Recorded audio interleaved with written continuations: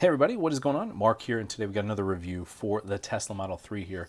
I am going to be unloading these accessories that I'm getting here over and over again, and I'm sorry for it in advance, but I want to make sure you guys are getting the best results from when you're purchasing accessories here and getting some of the best products here. So today we're unboxing a wireless charging pad. This one here comes in about $49, and it plugs right into your existing USB ports.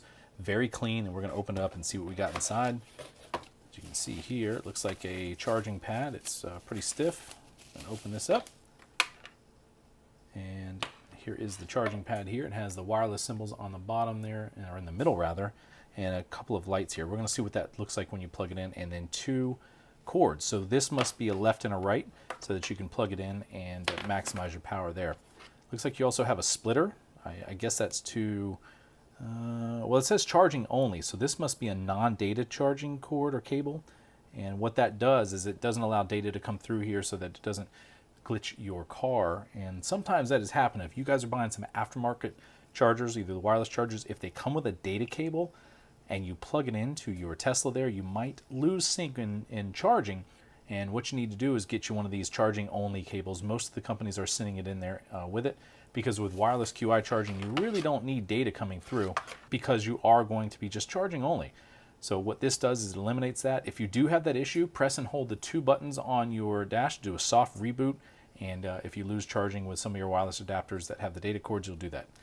There is some other little tabs here. I imagine these tabs go on the back and replace where the ones on the factory wedge go into, and then there's some, looks like some double-sided tape and instructions. So it says a couple different things in instructions. Remove the black protection bar. Okay, you have to do that. And the original Tesla pad and two charging cables. Okay, plug the two integrated USB cables into the ports, place the wireless charger, and put back the black protection bar. Fast charging, plug one of the integrated USBs into the portable power bank and then the other into the front USB port. So if you want some fast charge, you can buy one of those USB chargers, and it will charge that when you're not charging, and then pump out the amperage or the wattage when you are riding around in the car there. So, wow, that's pretty cool. We're going to get this guy installed. You ready to go out there? Are you guys ready to go out there and get this installed? We will do it. See you out there in just a minute. All right, so we made it out here to the car. We've got this one here. I'm super excited about this because I can tell you this right now. I hated having to try and plug in my phone with a cord, especially when you have the iPhone 8 or the X10, whatever number it is there, because it sits in there so tight that it's hard to have anything. And if you have an aftermarket charger, you're going to have trouble with in there. So what we did is we got this wireless charger. Let's re-unbox it. We're going to set some of the stuff down and get the main portion of what we need here out. So this is the wireless charger that we're talking about. It has two little wireless icons right here, which are fine. And next thing we need to do per the instructions, we're going to take all of this apart.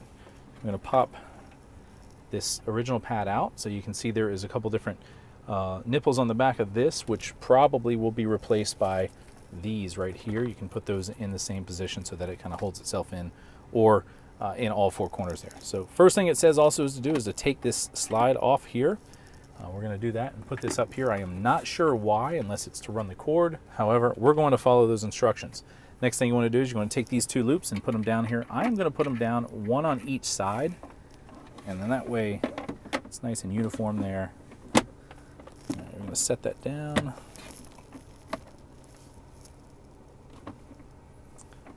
So then we're going to sandwich this back in, and I wasn't paying attention to how it came down or out, which I should have, and you should too. So it slides from left to right, just like that. Now that charger's in there, and it stays in there perfectly. Now it doesn't fly up or lean up. That looks good. Now one of the things I was mentioning inside is you're going to get one of these adapters right here, which is a charging only. You want to make sure that you use this because the 2019 16.2 is giving some charging errors. What's happening is if you're plugging in a data cord, this data cord will not necessarily corrupt it, but what it does is the car will turn off the charging capabilities to it, and you'll get intermittent charging. So with using this charging cable, no matter what wireless QI charger you're using, you want to make sure that you're using a charge only, not a data cable. So let's plug that in and see how that works. All the way down here in the bottom, I don't know if you can get down there in there with me. Yeah, there we go. We got that. So we got it plugged in right here. And I'm going to give it a try and plug it in on one side only. if you do want to maximize charging, as they were indicating in the instructions, you can buy one of those small wireless chargers, and from there plug in your device into a.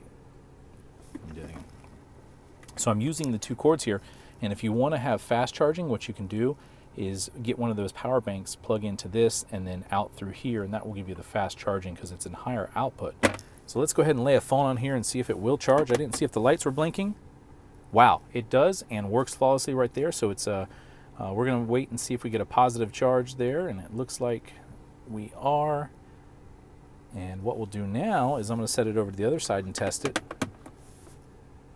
And that second light comes on. Let's make sure the screen's on, and sure is charging. I'm at 6% right now. All right, so we got that positive charge there. That is as simple as it is. $49 for one of those. You can get one in the link in the description below.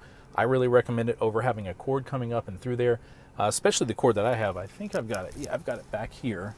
And this cord that I have here has got an extra flexi part on it, so it makes it really difficult for the iPhone X or the 10, the 8, and the 8S Plus to fit in there, because this doesn't bend and it's a little bit longer than the normal iPhone cord. And this is the one that I was using. I love these here, these little 1-foot ones, I think they're about, and they work really well for like on top of our computers or in other small locations where we don't need a cord, like my drone controller. It isn't a positive rate charge there, so that is happy with me. It's going up 1% there, and from here on out, I don't need any cords. We need to be wireless, with the exception of going under there. So thanks for liking, subscribing, thanks for hitting that bell button, and check back. I've got about 15 more different products on order, from everything from interior to exterior to charging ports. And also last night, I discovered how to get free charging, not only with Supercharging, but also with another company there, and I will show you guys that. I'm doing that video actually today. So if you have any questions at all, please leave them down in the comments, and I will check those. And as of now, instructions are done. 1, 2, 3, and I'll see you guys next time.